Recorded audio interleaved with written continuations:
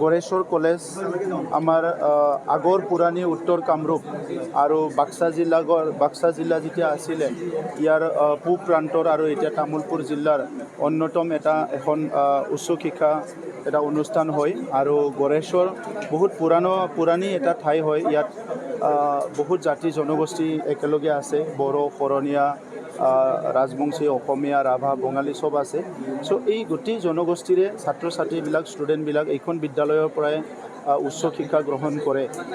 ইয়াৰ কিছুমান অভাৱ আছিলে। আমাৰ চৰকাৰ অহাৰ পিছত প্ৰায় 2 কোটিতকৈ অধিক ইয়াত ফাণ্ড দিয়া হৈছে আৰু ইয়াত ছায়েন্স বিল্ডিং এখন নিৰ্মাণ কৰা হৈছে।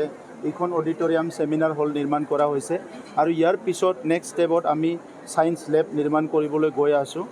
মই বিচাৰিছোঁ যে মই ভাবিছোঁ এইখন মহাবিদ্যালয় সকলো দিশৰ পৰাই আগবাঢ়ি যাব লাগে, কাৰণ এইখন মহাবিদ্যালয়ৰ ওপৰতে হাজাৰ হাজাৰ ছাত্ৰ ছাত্ৰী নিৰ্ভৰ কৰে। দুখৰ বিষয় এইটোৱে যে ইয়াত অত্যন্ত প্ৰয়োজন আমাৰ বিজ্ঞান শাখা আৰু কমাৰ্চ শাখা বহুত বছৰৰ পৰাই প্ৰভিঞ্চিয়েলাইজ কৰিব পৰা নাই বা সেই প্ৰচেছটো হোৱা নাই। মই অসম চৰকাৰৰ লগত কথা পাতিম যে গড়েশ্বৰ মহাবিদ্যালয়ৰ বিজ্ঞান আৰু যিটো বাণিজ্য এই দুটা শাখা প্ৰভিঞ্চিয়েলাইজ কৰাৰ কাৰণে আৰু লগতে যিখিনি ইনফ্ৰাষ্ট্ৰাকচাৰৰ অভাৱ এইটো আমি ইয়াত কৰাৰ কাৰণে কাউন্সিল চৰকাৰো কাম কৰিম আৰু অসম চৰকাৰো কৰি আছে। মোৰ কথা এইটোৱে মই অনুৰোধ কৰিছোঁ আমাৰ আমাৰ যিটো প্ৰিন্সিপাল আৰু প্ৰফেচাৰসকলক যে ইয়াত ইনফ্ৰাষ্ট্ৰাকচাৰটো আজি নহয় কালি হ'ব, কিন্তু একাডেমিক্সটো যিটো শিক্ষা এইটো ভাল হ'ব লাগিব। কাৰণ বহুত ছাত্ৰ ছাত্ৰী অলপ কোৱালিটি এডুকেশ্যনৰ অভাৱত গৈ পেলাই কেতিয়াবা নিজৰ যিটো কেৰিয়াৰ এইটো তাত গৈ পাবলৈ বহুত অসুবিধা হয়।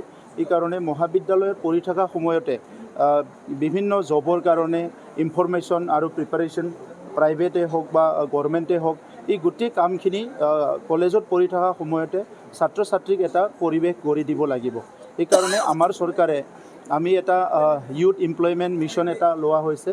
তাত আমি ছেটাৰডে আৰু ছানডে কলেজবিলাকত এতিয়া ফাৰ্ষ্ট পেজত 25খন কলেজ লৈছোঁ।